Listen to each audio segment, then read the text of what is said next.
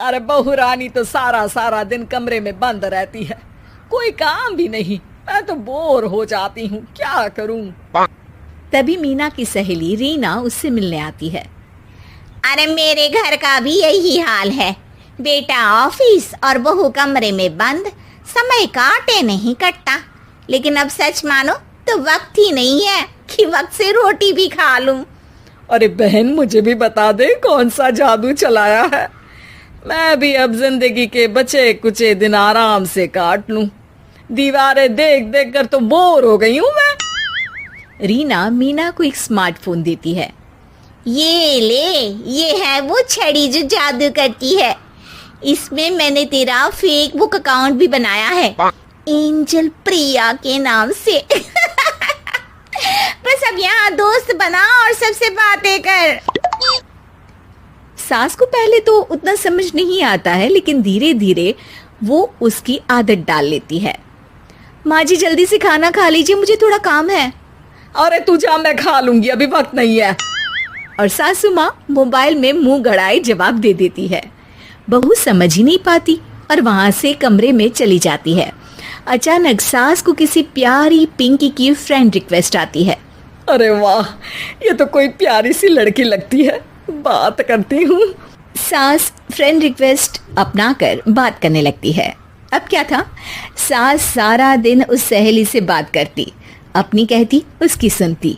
एक दिन सास फोन पर ही सरगड़ाए, अरे बहू जरा मंदिर के लिए थाली सजा दे, आज कीर्तन है। बहू फोन पर किसी को मैसेज टाइप करते कहती है, माँ जी क्या है, अब मुझे क्या पता कि आपको कौन कौन से भगवान की पूजा करनी होती है। तभी सास के पास कोई मैसेज आता है। अच्छा अच्छा ठीक है, रहने दे, मैं ही कर लूंगी। अब मैंने मना थोड़ी ना किया है, कर देती हूँ मैं। अब मैंने भी बोला ना कि थोड़ी देर में बात करती हूँ, तो मैं ही कर लेती हूँ, तू जा अपने कमरे में। बहू वहां से चली जाती है। सास मंदिर पहुंचती है और मंदिर की सीढ़ियों पर बैठकर सास फोन पर लिखती है, अरे मेरी बहू सारा दिन अपने कमरे में बैठी रहती है। वहां से रिप्लाई आता है, मैं आपकी बहू को तो जानती नहीं हूँ, लेकिन हाँ एक बात है, हो सकता है आपने उसे ताने दिए होंगे या फिर उसका दिल दुखाया होगा। ऐसा करने पर बहुओं का मन ससुराल से हट जाता है। याद रखिए, बहू और बेटी में फर्क होता है। सास घर जाती है और बहू से बड़े ही प्यार से बात करती है, उसके लिए खाना बनाती है, उसे गिफ्ट में साड़ी भी देती है। जिसके बाद अगले दिन, माँ जी चलिए आज मैं भी आपके साथ मंदिर चलती हूँ, आते वक्त भोले भैया के गोलगप्पे खाकर आएंगे। अरे हाँ बहू, ये तो अच्छा है, चलो। सास मन में सोचती है कि उसकी फेक बुक वाली दोस्त कितनी अच्छी है। उसके समझाने से उसे उसकी बहू वापस मिल गई। वो बहू को अपनी दोस्त के बारे में बताने का सोचती है, लेकिन फिर चुप हो जाती है।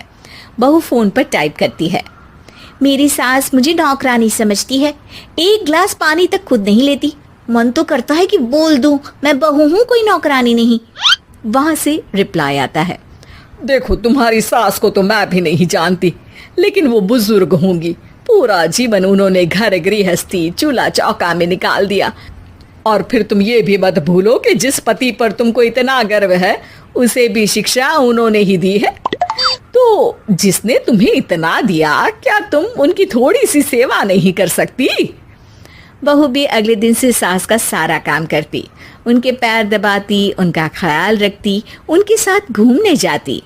एक दिन सास, बहू ये लो मेरा हीरे का हार, पहले तो सोचा था कि अपनी बेटी को दूंगी, लेकिन आज जब मेरे हाथ पैर में दर्द था तो तुम मेरा साथ दे रही थी।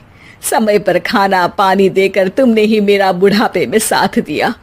उसके हिस्से का बहुत कुछ मैं उसे दे चुकी हूँ, लेकिन ये अब तेरा। बहू तो ये देखकर खुशी से उछली जाती है। वो सास को गले लगाकर कहती है, माँ जी आप सच में बहुत अच्छी है। भला हो उस एंजल प्रिया का जिसने मुझे आपसे वापस मिलवा दिया, वरना मैं तो हमेशा आपको गलत ही समझती। मैं तो सोचती थी काश वो एंजल प्रिया मेरी सास होती। क्या नाम लिया बहू? एंजल प्रिया तेरी फेसबुक फ्रेंड है? हाँ माँ जी, वो बहुत अच्छी है। उन्होंने ही मुझे बताया कि सास की कीमत क्या होती है।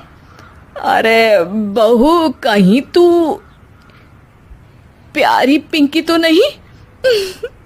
जी माँ जी, मैं ही हूँ प्यारी पिंकी। क्यों? सास बहू को गले लगाकर कहती है। मैं भी यही सोचती थी कि काश प्यारी पिंकी मेरी बहू होती। शुक्रिया बहू। सासू माँ, शुक्रिया तो हम दोनों को फेसबुक और सोशल मीडिया का करना चाहिए, जिसने हम दोनों को एक दूसरे से दिल से मिला दिया। अब तक दोनों को समझ आ गया था कि जो खुशी वो बाहर ढूंढ रहे थे, सच में तो वो उनके घर में ही थी।